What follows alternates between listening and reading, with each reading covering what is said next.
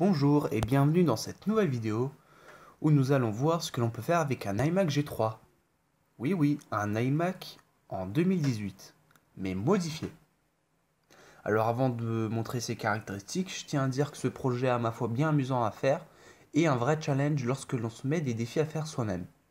Et aussi tout le monde ayant un iMac G3 peut le refaire bien évidemment car aujourd'hui ils sont pas très chers sur le net, sur le Bon Coin, eBay, ils sont pas très chers, hein.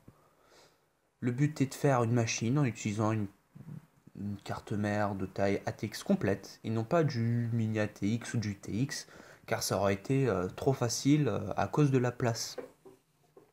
Il devra faire tourner des jeux pour que l'on puisse arriver au maximum du potentiel de la machine et aussi qu'il soit le plus silencieux possible comme l'iMac original.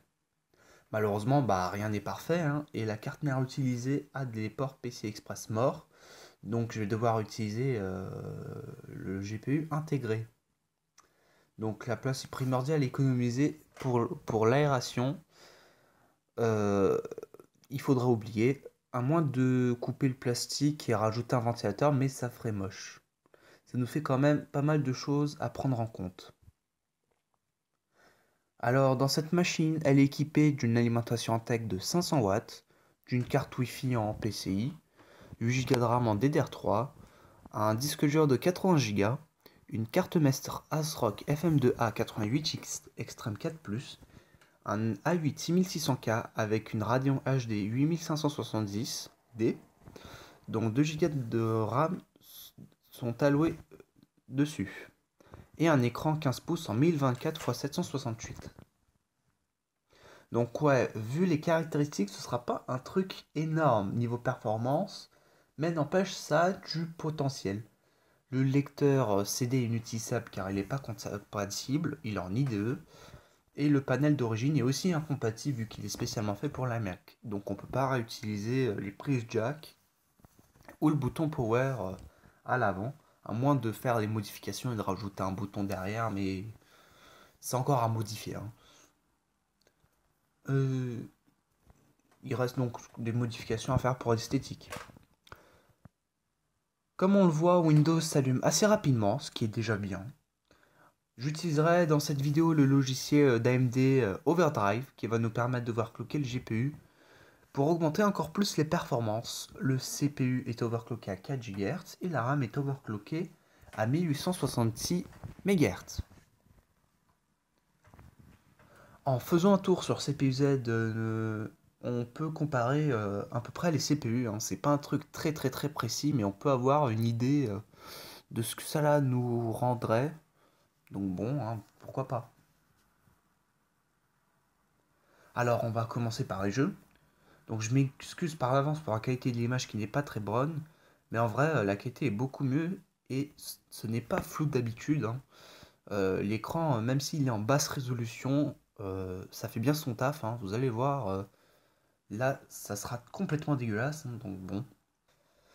Alors je ne vais pas utiliser MSI Afterburner pour les benches, mais Fraps, parce que le logiciel crache à cause de l'overclocking du GPU. Bah ouais, hein. On l'overclock de base, il est à 840 et quelques MHz. Et bah là, on le monte à 1050 MHz, hein. Et Afterburner, il a pas pigé ça et il crache. Et c'est pas que MSI Afterburner qui crache. C'est le Windows, hein, l'écran de la mort.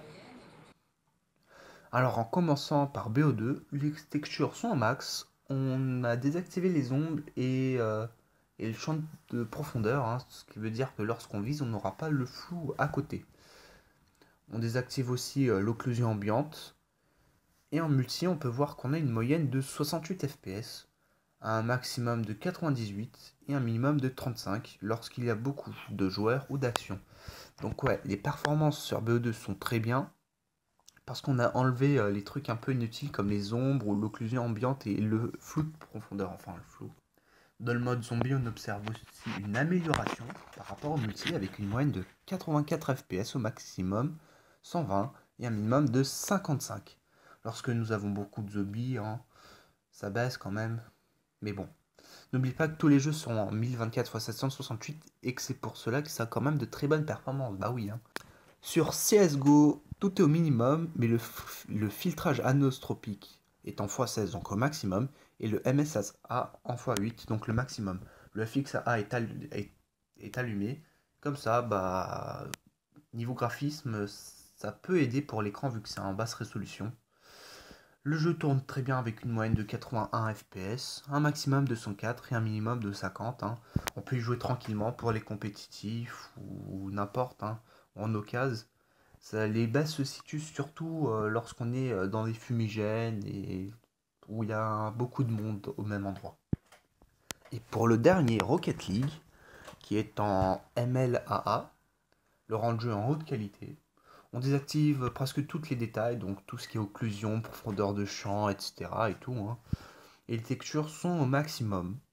Bon, le jeu, il tourne super bien avec une moyenne de 66 fps. En maximum, nous avons 80 fps et un minimum de 48. En fonction du mode que vous prenez. Hein. Si c'est un mode où il y a des explosions partout, bah voilà quoi, ça vous entendez pas un gros truc. Pour le démontage de la coque, ce n'est pas aussi simple. Hein. À chaque fois que vous l'enlevez, surtout le haut, vous avez une chance de casser les clips qui retiennent. Bah ouais, hein, j'en ai déjà cassé deux, hein, malheureusement, mais c'est quand même assez fragile. Et à chaque fois que vous le remontez, ça fait des bruits, mais c'est affreux. Hein. Donc je vous conseille pas trop de le démonter trop souvent. Donc pour vous dire, voilà quoi, faites-y attention quand même. J'espère que cette vidéo vous aura donné des idées de projets comme celui-ci. Vous pouvez vous abonner ou lâcher un like si vous avez trouvé ce projet intéressant. Portez-vous bien et à la prochaine.